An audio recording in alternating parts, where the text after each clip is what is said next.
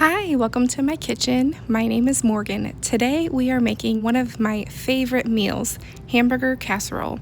We're adding 2 pounds of ground beef to a skillet and we are going to get it all browned up.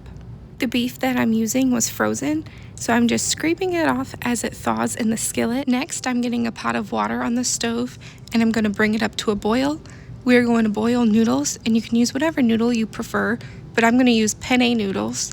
Normally, I use egg noodles, but I didn't have any on hand, so I was just using what I got. The beef was fully cooked, so now we are seasoning it. We're adding salt, pepper, onion powder, garlic powder, and Italian seasoning. And then we're going to get it all mixed up so everything is evenly incorporated. And I'm going to set the hamburger off to the side for later. Now we are draining the pasta, and we are going to add that to our bowl in a little bit. But first, I'm adding some avocado oil to the same skillet that I cooked the hamburger in, and I'm adding 1 whole chopped onion and a bag of frozen vegetables.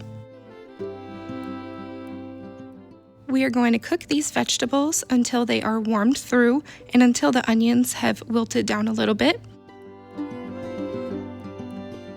Next, I am adding some mashed garlic, and if you're anything like me, you measure garlic with your heart, so add as much as you'd like, or if you don't like garlic, leave it out. But I'm getting it all mixed up, and I cooked it for about 30 seconds more, and now I'm adding all of the vegetables to my hamburger. Next, I'm adding the drained pasta to the bowl, and we're going to get it all mixed up with some marinara sauce. I ended up using about 1.5 jars of marinara sauce. It all depends on how thick or thin you want your casserole to be. Here I'm adding about 1 cup of sour cream. This gives the casserole a super flavorful, creamy texture. And you want to make sure you get it all mixed in and really well incorporated, but be careful not to break apart your noodles. Here I'm adding that touch more of marinara sauce and getting it all mixed up. Feel free to add seasoning at this point as well. You could add garlic powder, onion powder, more Italian seasoning. It's up to you. It depends on how flavorful your sauces are and how well you seasoned your hamburger. But that's it. We're done. I'm going to shred a block of cheese, and we're going to use about, I'd say, 1 cup to maybe 1.5 cups on this casserole. Depends on how cheesy you like it. I have my oven preheated to 350 degrees, and I'm using a glass baking dish, and I'm going to add about half of this hamburger casserole to the baking dish, and I'm going to save the other half for a freezer meal. So I'm spreading out the casserole nice and evenly in my pan, and then I'm going to top it with the cheese that we just shredded. And again, measure cheese with your heart, but I did not want to add too much cheese and be left without any for my freezer meal, so that's why I am just sprinkling it over the top, not wanting to go overboard on the cheese here.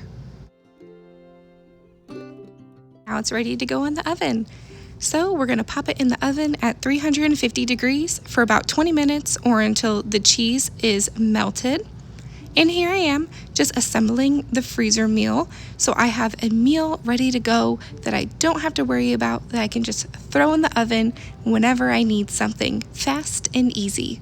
I love freezing in aluminum foil pans as well, because then I don't have to worry about thawing the freezer meal before I put it in the oven. I can just throw it in frozen, and I don't have to worry about glass breaking or anything like that.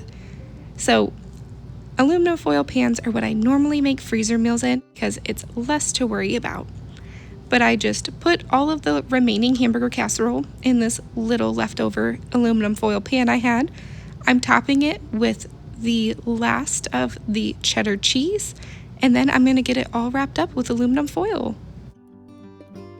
And just for some extra protection in the freezer, I'm wrapping it in 2 layers of aluminum foil, trying to get all the air out, or as much as I can. I'm topping the aluminum foil pan with the lid that came with it, so it's easier to write on.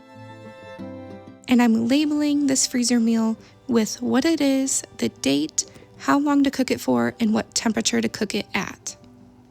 Now I have one hamburger casserole for later and one for now.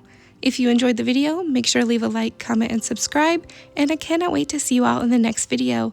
God bless.